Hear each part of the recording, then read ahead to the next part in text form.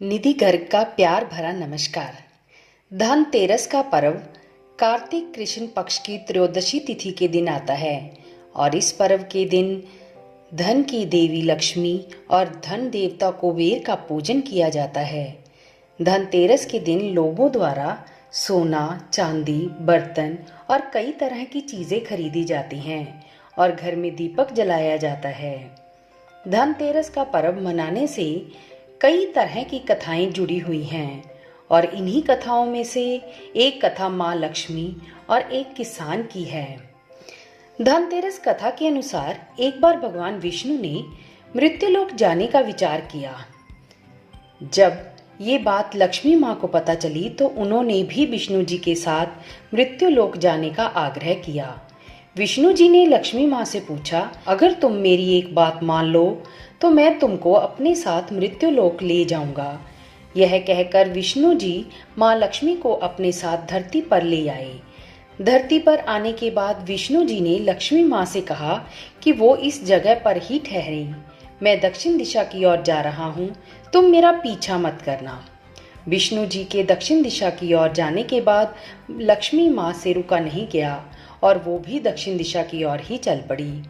दक्षिण दिशा की ओर जाते समय लक्ष्मी माँ को फूलों का एक बेहद सुंदर बगीचा दिखाई दिया और लक्ष्मी माँ ने इस बगीचे से कई सारे फूल तोड़ लिए और इन्हीं फूलों से अपना श्रृंगार करने लगी। श्रृंगार करने के बाद लक्ष्मी माँ आगे की ओर बढ़ी और आगे जाकर उन्हें एक खेत में गन्ने लगे हुए दिखाई दिए और माँ ने उन गन्नों को तोड़कर खाना शुरू कर दिया।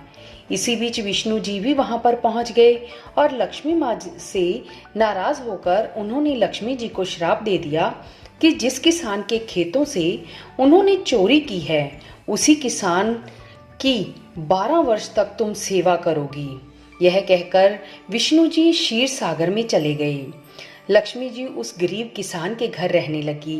एक दिन लक्ष्मी जी ने किसान की पत्नी से कहा कि तुम सुबह स्नान करके देवी लक्ष्मी माँ का पूजन करो और जो चाहती हो वो मांग लो। किसान की पत्नी ने लक्ष्मी माँ की पूजा की और माँ से धन मांग लिया, जिसके बाद किसान का घर धन से भर गया। 12 साल तक माँ लक्ष्मी किसान जी के घर में रही और 12 साल पूरे होने के बाद विष्णु जी माँ लक्ष्मी को लेने के लिए आ गई, लेकिन किसान ने माँ लक्ष्मी को भेजने से मना कर दिया। तब माँ लक्ष्मी ने किसान से कहा कि वो कार्तिक कृष्ण पक्ष की त्रयोदशी तिथि के दिन अपने घर में एक दीपक जला दे और मेरी पूजा करे। पूजा करते समय धन से भरा कलश पूजा स्थल पर रख दें। इस कलश में मेरा वास होगा और मैं सदा तुम्हारे पास ही रहूंगी। माँ लक्ष्मी की बात को मानते हुए किसान ने कार्तिक कृष्ण पक्ष की त्रयोदशी तिथि के दिन माँ की पूजा करना शुरू कर दिया और उसका घर धन धान्य से भरपूर हो गया, जो कि माँ लक्ष्मी का रूप था। जय माँ लक्ष्मी जी।